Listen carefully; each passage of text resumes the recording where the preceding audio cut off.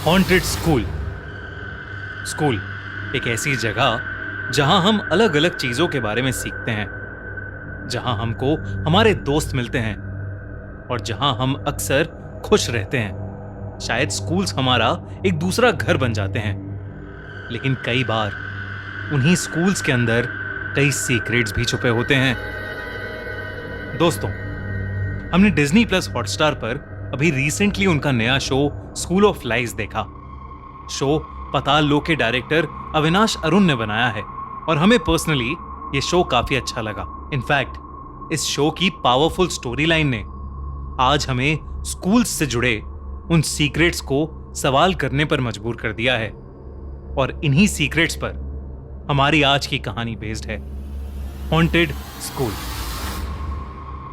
Monday शाम को जब मिसेस यादव को उनके बेटे जुगल के बोर्डिंग स्कूल से फोन आया, तो उन्हें नहीं पता था कि उस दिन के बाद से उनकी जिंदगी हमेशा के लिए बदल जाएगी। वो फोन उस बोर्डिंग स्कूल के प्रिंसिपल का था, जिन्होंने मिसेस यादव को बताया कि उनका 12 साल का बेटा जुगल पिछले 2 दिन से मिसिंग है। जुगल के पेरेंट्स ये खबर सुनते ही सीधा जुगल के बोर्डिंग स्कूल पहुंच गए। स्कूल प्रिंसिपल ने उन्हें बताया कि फ्राइडे रात को जुगल स्कूल की बाउंड्री वॉल जंप करके बाहर फॉरेस्ट एरिया में चला गया था और वो तब से मिसिंग है। प्रिंसिपल ने कहा कि पुलिस ने पूरा स्कूल, हॉस्टल और सारा फॉरेस्ट एरिया देखा, लेकिन जुगल कहीं नहीं मिल रहा। ये सुनकर जुगल के माँ बाप रोते हुए प्रिंसिपल ऑफिस से बाहर आए, और तब स्कूल के गार्ड ने उन्हें कुछ ऐसा बताया जिससे उनके होश उड़ गए। उसने कहा कि जिस इलाके में वो बोर्डिंग स्कूल बना है, पहले वहां एक शमशान घाट था,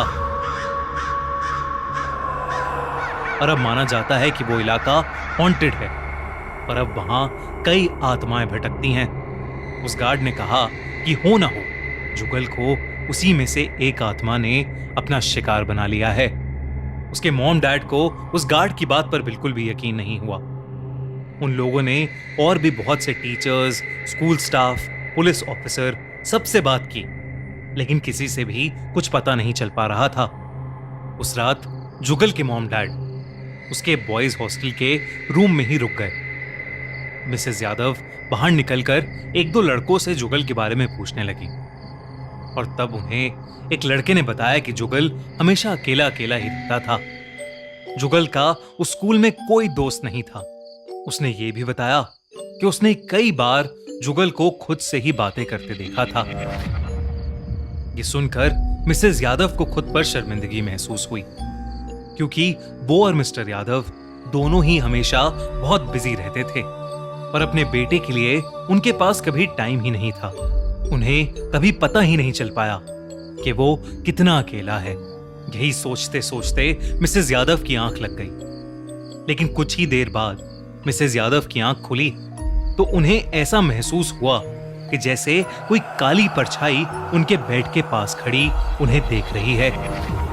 उस परछाई की लाल आंखें थीं, जो बस मिसेस यादव को ही घूरे जा रही थीं। वो परछाई उनकी तरफ आगे बढ़ी, और अचानक मिसेस यादव की चीख निकल गई। उस चीख से उनके हस्बैंड उठ गए और उन्होंने कमरे की लाइट जला दी। जैसे ही कमरे की लाइट जली, वो परछाई कहीं गायब हो गई। अब उस रूम में मिस्टर और मिसेस यादव के अलावा और कोई नहीं था।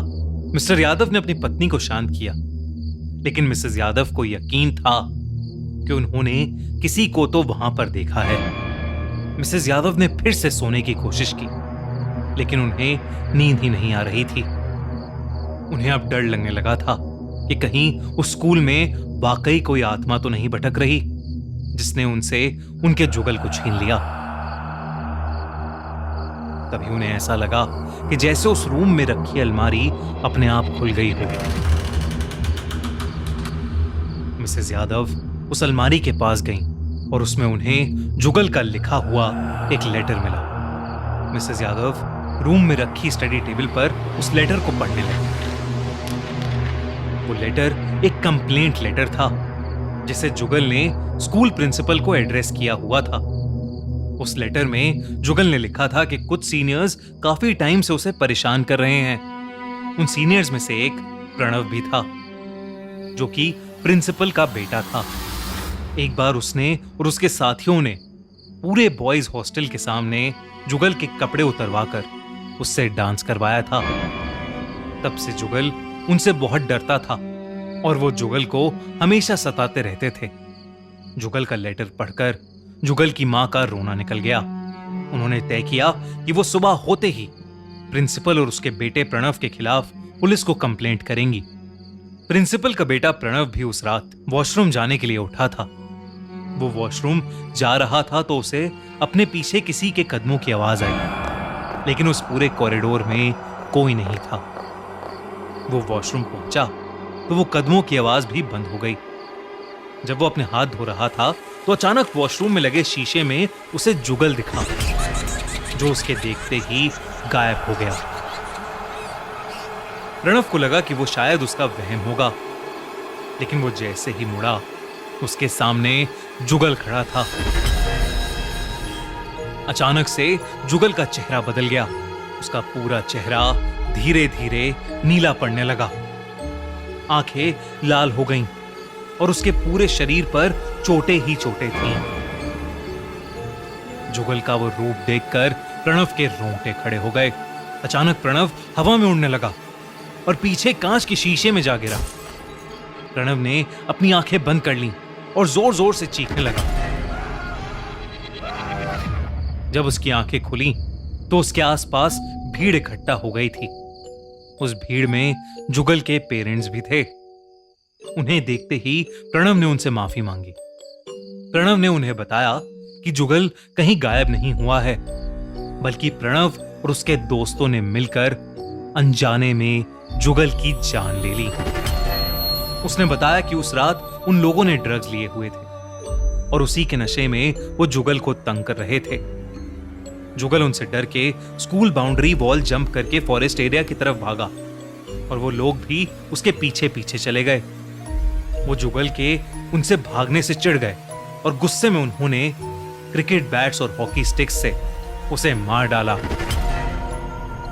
स्कूल प्रिंसिपल ने भी अपने बेटे प्रणव को बचाने के लिए जुगल की लाश को स्कूल की पुरानी कॉम्पोजिट पिट में दफना दिया और जुगल को मिसिंग करार दे दिया। प्रणव के कन्फेशन के बाद उसको, उसके दोस्तों और स्कूल के प्रिंसिपल को पॉस्को एक्ट के तहत अरेस्ट कर लिया गया। लेकिन उस दिन के बाद से मिस्टर और मिसेस यादव की जिंदगी तबाह हो गई।